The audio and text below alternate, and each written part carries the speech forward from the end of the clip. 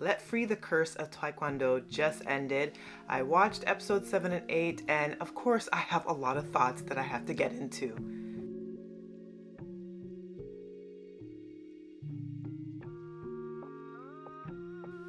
Hi, I'm Monique. I am the host of Off by Purple Heart podcast, where I talk to you about K-dramas, C-dramas, BTS, and so much more. Let Free the Curse of Taekwondo just ended, and I had some thoughts that I just had to get out in this very mini podcast. One, I am so happy with how the show ended. Of course, this is going to be going into some spoilers, so be warned. I love that the final shot was basically Doho on the computer studying, just cozy, cohabitating with Jang, and he was able to stumble upon his social media and just see all the messages that stack right back up to the beginning of the show, and just how much Jang saw Doho and how much he loved and cared about him, and how much of what he did was just to make Doho happy and to make him smile.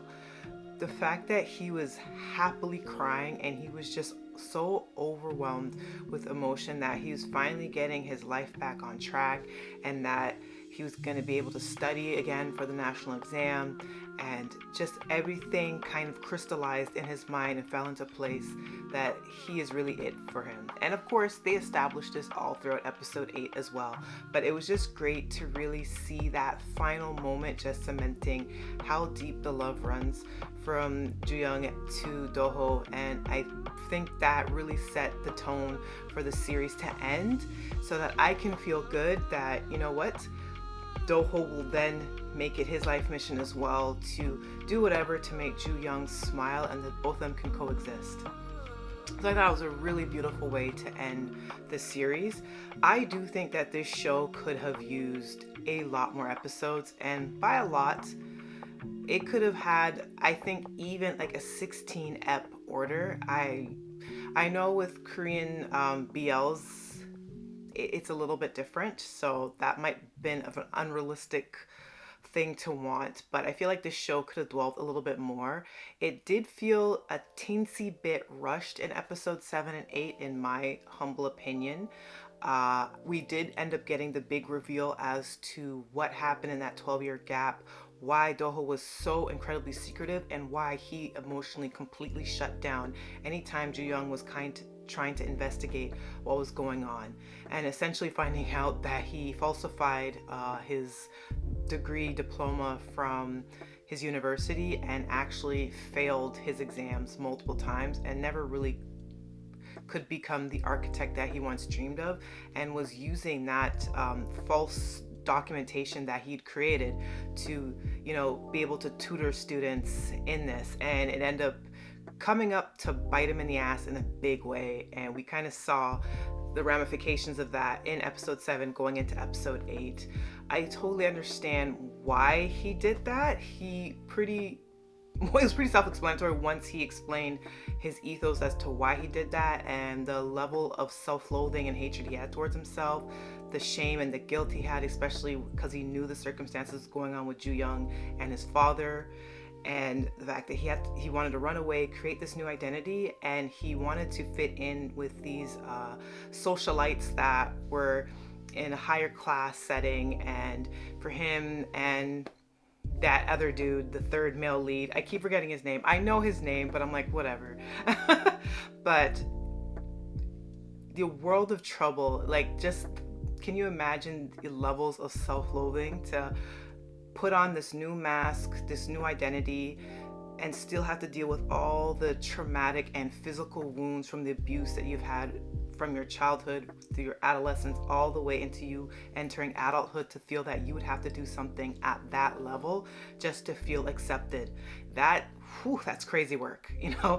I genuinely felt for Doho, but at the same time, I was still so irked by the way he's treating them, even though I empathized and I understood where it was coming from and why he was doing the things that he was doing, and the way he was talking down to Jang. But I'm glad that Jang was able to stick in there, and then they had that final confrontation. I will say though, I kind of wish the show also dwelled into Ju Young's background a bit more. We definitely had a lot of hints as to what was going on in his past and the abuse he encountered in his own home and the religious guilt that he had, the constant taking on and off of his cross. I would have even loved to explore a little bit more into the necklace and how he felt about delving into this relationship with Doho. But I guess for the function of the story, it was just for them to finally break free of this curse and for them to live happily. So I can see why with an 8-episode order, the writer director didn't want to really delve too heavily into that, because a lot of the driving force of the story was focused around Doho and that damn Taekwondo gym.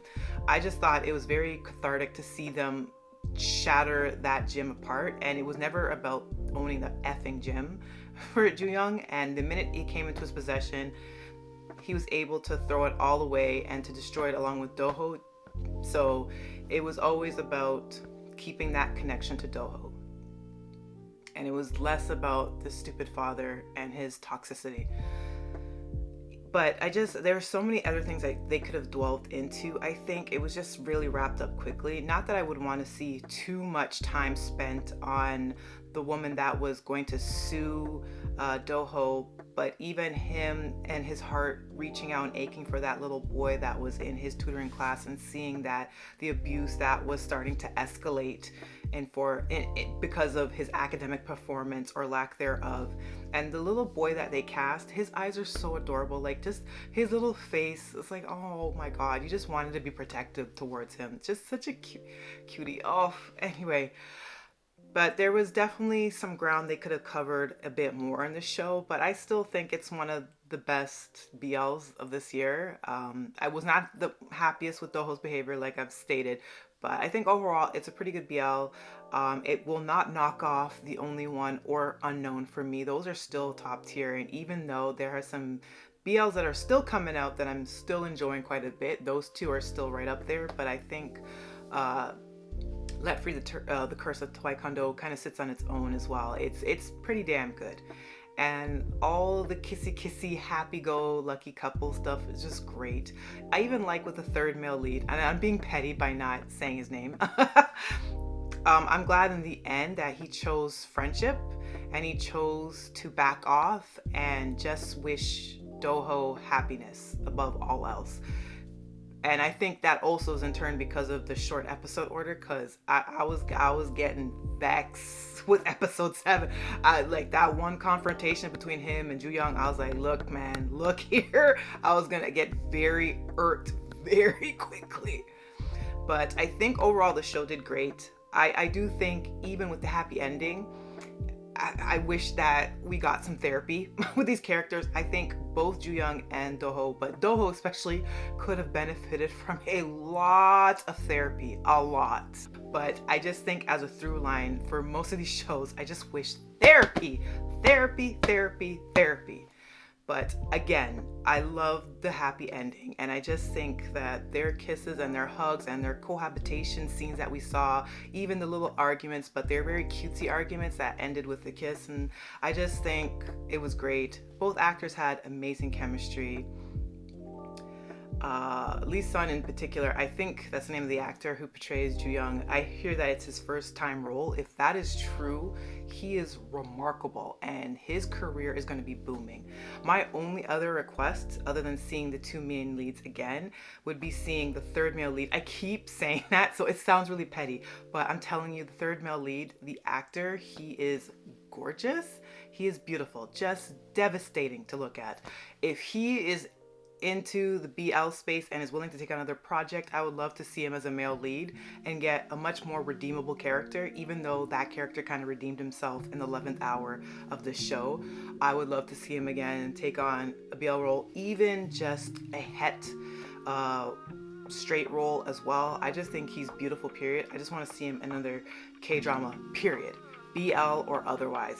That physique, that face, that beauty, and the fact that he can act as well. and they gave him a little bit of time to shine in episode 8 as well. He needs a project. And that's pretty much my thoughts about Let Free the Curse of Taekwondo. Tell me your thoughts. If you're watching the video format of this podcast, let me know in the comment section below.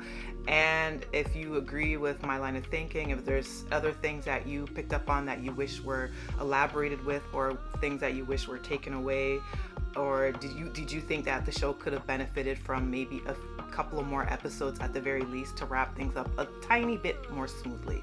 If you're listening to the audio version of the podcast via Spotify or Apple Podcasts, I love you, appreciate you. Feel free to interact with those platforms as well to leave your commentary. I would happily read it. And until the next episode, bye.